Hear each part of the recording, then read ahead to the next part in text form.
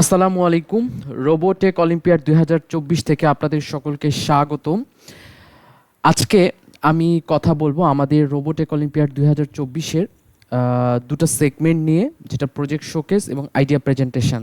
এছাড়াও এর পাশাপাশি আমি অন্য বিষয়গুলোতেও কিছুটা টাচ করব।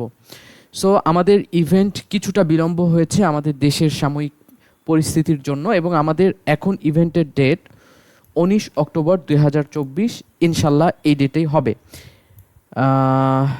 এবং আমরা আসলে এই রেজিস্ট্রেশনটাকে বাড়িয়ে, আমরা যেহেতু সময়টাকে কিছুটা ইভেন্টের ডেটটাকে পিছিয়ে অক্টোবরে নিয়ে এসেছি, এবং সেই সাথে আমাদের রেজিস্ট্রেশনটাকেও আমরা ২০ সেপ্টেম্বর পর্যন্ত করেছি। সো এখনও যারা রেজিস্ট্রেশন করতে পারেননি তারা চাইলে রেজিস্ট্রেশন করতে পারেন, অর্থাৎ আমাদের রেজিস্ট্রেশন এখনও খোলা আছে। সো আমাদের ওয়েবসাইটের যদি স্ক্রলিং করি, এখানে আমরা দেখতে পাচ্ছি do you need pick up service, অর্থাৎ কেউ যদি ঢাকার বিভিন্ন স্থান থেকে আমাদের ভেন্যু যে ড্যাফোডিল ইন্টারন্যাশনাল ইউনিভার্সিটি সেখানে আসতে চান, আপনারা চাইলে আপনাদের এখানে একটা ক্লিক করলে ফর্ম আসবে। সেই ফর্মটা ফিল আপ করে এখানে সেই ফর্মে আপনার নাম, team name, segment, phone number, location এবং কোনো কমেন্টস থাকলে বা কোনো গাইডলাইন থাকলে আপনারা দিতে পারেন। আমরা চেষ্টা করব, কারণ ড্যাফোডিল ইন্টারন্যাশনাল ইউনিভার্সিটি থেকে আমরা বেশ কিছু বাস রাখছি যেগুলো কিনা আমাদের কম্পিটিশনের পার্টিসিপেন্টদেরকে নিয়ে আসবে। সো যারা আসতে চায় আমরা তাদের নোটেট করে রাখবো। So 5th international science and robotics olympiad, যেটা কানাডাতে হতে যাচ্ছে, এটা নিয়ে আমি এখানে বলবো না। সো আমি যেটা বলতে চাই সেটা হচ্ছে প্রজেক্ট শোকেস সেগমেন্ট। সো ক্যাটাগরিসে আমরা দেখতে পাচ্ছি এখানে রোবো সোকার আছে, লাইন ফলোইং রোবট কম্পিটিশন আছে, প্রাইস মানি দেওয়া আছে, এবং এই জায়গাটাতে রুল বুক উল্লেখ আছে, এবং এখানে প্রাইমারি যে ট্র্যাকটা লাইন ফলোইংয়ের এটা কিন্তু দেওয়া আছে। রুল বুকের জায়গায় আসলে অনেকেই আমাদেরকে টেক্সট আমাদের পেজে আসে যে রুল বুক খুঁজে পাচ্ছি না। আমরা কিন্তু এই জায়গাটা খেয়াল করলে রুল বুকটা পেয়ে যাবো, এবং এখানে ক্লিক করলে ডাউনলোড হয়ে যাবে।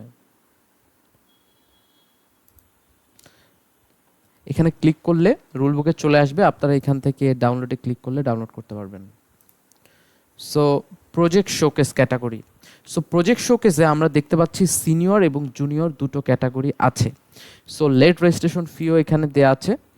সো প্রবলেম সেট, আচ্ছা, সো আমাদের এই কম্পিটিশনের যারা চ্যাম্পিয়ন হবে তাদেরকে আমরা চেষ্টা করব কানাডার যে ইভেন্ট সেখানে পার্টিসিপেন্ট করার জন্য একটা সুযোগ করে দেওয়ার আমরা চেষ্টা করব। সো কানাডার যে ইভেন্ট সেখান থেকে যে গাইডলাইন দেওয়া আছে, আমরা কিছুটা সেই গাইডলাইন ফলো করে প্রবলেম সেটে এখানে উল্লেখ করেছি। হ্যাঁ, সো আমরা কিন্তু জানি যে আমাদের এই ইভেন্টের থিম হচ্ছে smart city of tomorrow. Okay, so drone development, আমাদের প্রবলেম সেটে আসি। ড্রোন ডেভেলপমেন্ট, সেখানে আমরা কিছু ড্রোনের প্রজেক্ট এখানে চেয়েছি, যেখানে inspection drone, forest data collection drone, develop a low cost efficient drone for geotagging, develop an affordable effective drone for the delivery of products, develop an economical and highly efficient snow removal robot, an affordable heat management system for homes in colder climates. এটা আসলে Canada বা যেগুলো আসলে ইউরোপের যে কান্ট্রিগুলো যেখানে আসলে তাপমাত্রা অনেক নিচে থাকে, যেখানে বরফ আবৃত থাকে, সো এই বাসাগুলোতে দেখা যাচ্ছে সবসময় হিটিং করার জন্য হিটার থাকে। হ্যাঁ, সো এইটা কম কস্টে কীভাবে করা যায় এখানে বলা হয়েছে। সো এই প্রবলেমগুলো ছাড়াও আমরা কিন্তু আদার্সে দেখতে পাই আমরা যে কোনো প্রবলেম সাবমিট করতে পারবো, অর্থাৎ শুধু এগুলো প্রবলেম সলভ করব বিষয়টা এমন না, আমরা যে কোনো প্রবলেম চাইলে সলভ করতে পারবো, অর্থাৎ যে কোনো প্রজেক্ট আমরা সাবমিট করতে পারবো, এটার কোনো লিমিট নেই।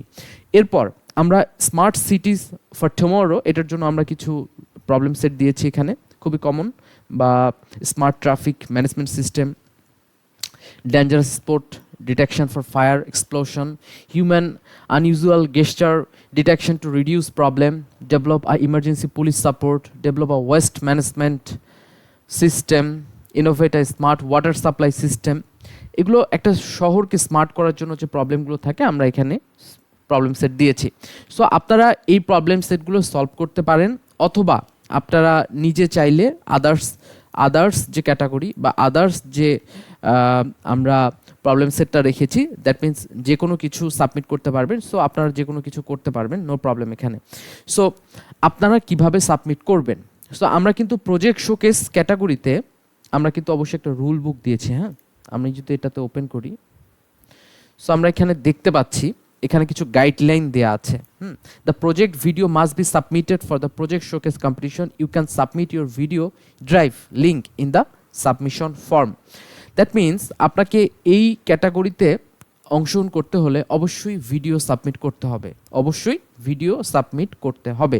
এবং সেই ভিডিওটা কিভাবে বানাতে হবে, মার্কস কেমন হবে, এটা কিন্তু আমরা এখানে দিয়ে দিয়েছি।